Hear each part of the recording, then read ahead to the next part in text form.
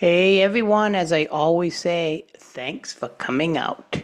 What is international law? International law is very ambiguous because it's not like the law where I'm in this country, the United States of America, where you have the legislature, the executive, the judicial, etc.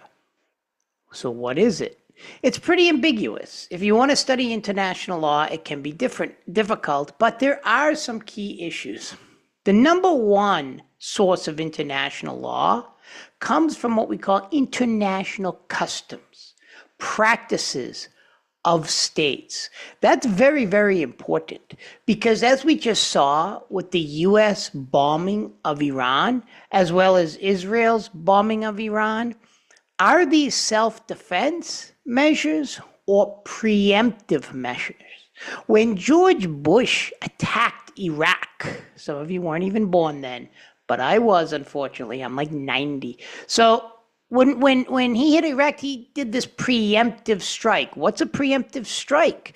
Well, the idea that we need to preempt something from happening. That's significantly different from self-defense, where you hit me, so I hit you back. That's self-defense. More of these preemptive attacks, it kind of scares international lawyers. Why? Because then, since a key definer of international law is essentially the practice of states, the customs of states, if you start creating the idea that preemptive strikes are okay, we have a really big problem because then you could just preemptively strike anything. Oh, well, Bolivia was going to hit us, so Chile hits Bolivia first, right? Turkey hits Azerbaijan because Azerbaijan, well, actually, they're friends. Okay, Armenia, because Armenia was going to strike Turkey, attributable to Turkey's, defense of Azerbaijan.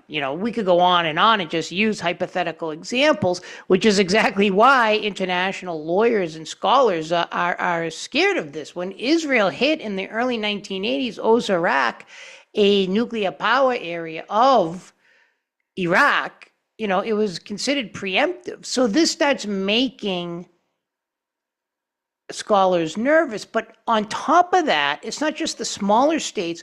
When bigger states like the United States of America hits Iran and says, is that self-defense? Well, first, that's a debate, but it's definitely preemptive. So Iran doesn't get access to nuclear capabilities to hit an ally or even the United States. It's clearly a preemptive attack. So when the world powers do something, that makes it even more, frightening for these international scholars. And a lot of people don't know this, but Clinton actually bombed the Sudan because he thought a pharmaceutical plant had nuclear capabilities or at least nuclear development there, and it didn't. So that was horrible. And, we are always attacking people. So, does international law and customs matter? How does it develop? And this becomes to get scary when we start hitting other countries on preventive reasons. International customs and practices are not necessarily written, but it develops over time, the practices of law. But that's not the only aspect, right? Like treaties. This was a big, big deal because the idea, a lot of people were against us supporting Ukraine because we don't have an official treaty. They are not in NATO officially. So there is no treaty in order for us to defend them. The same thing goes with when Clinton made some kind of comment to Yeltsin, the former president of Russia, that we would not push NATO and EU. That got kind of controversial because it might have been something someone said, but there was no treaty. So treaties are important when it comes to international law. And then you have the general principles of law.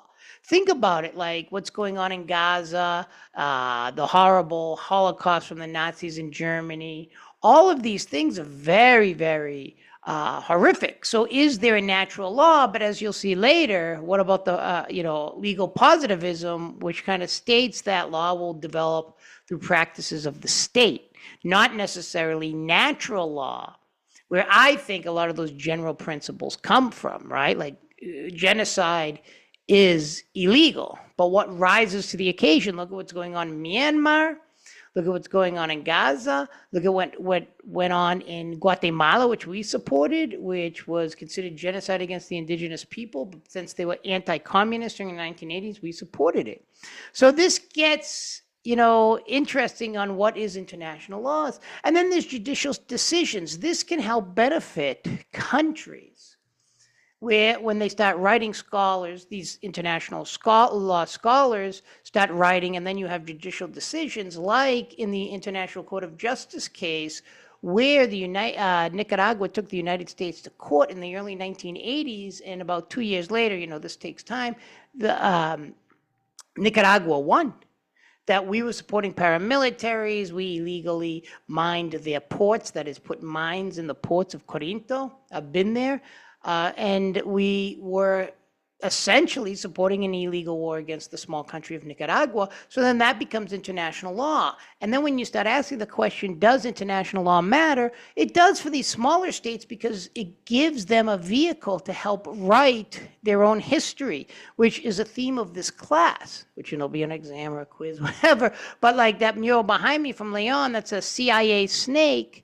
And it depicts what the United States did to Nicaragua in the 1980s and even the 70s, et cetera, when it supported the brutal National Guard. And can the Ukrainians take Russia to court, right? Can, other countries take other countries, like Cambodia and Vietnam have gone to court, I believe, over fishing.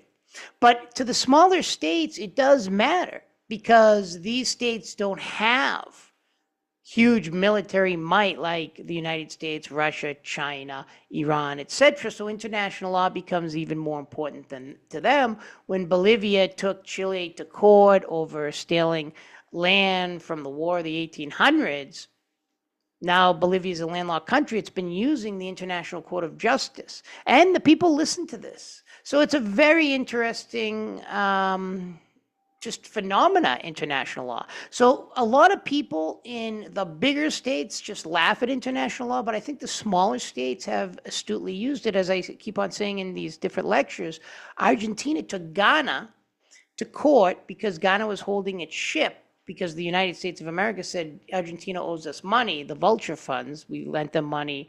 We bought up this debt and we wanted it from Argentina. So Ghana said, we're going to keep your military ship until you pay off. Ghana obviously being a sapo, a butt licker of the United States or a bootlicker of the United States, held the ship. But then they took them to Habsburg, to the law of the sea, and it ruled against Ghana. So Ghana said, okay, we don't want any problems with Argentina, so they let the ship go. So international law on many occasions does work, and it does give these smaller countries the ability to write their own laws. But I think the general principles of laws are great. I am for national law, natural law. That is, there are crimes against humanity. It's horrific. But who is going to enforce it, like what happened in Rwanda, what's going on in Myanmar, etc.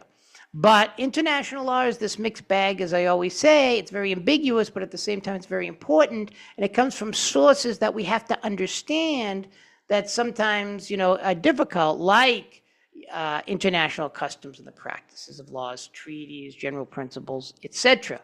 Obviously, judicial decisions that can really help smaller countries. So I wanted to end there, and thanks for listening, everyone. And international law, what is it? It's ambiguous, but it does come from sources.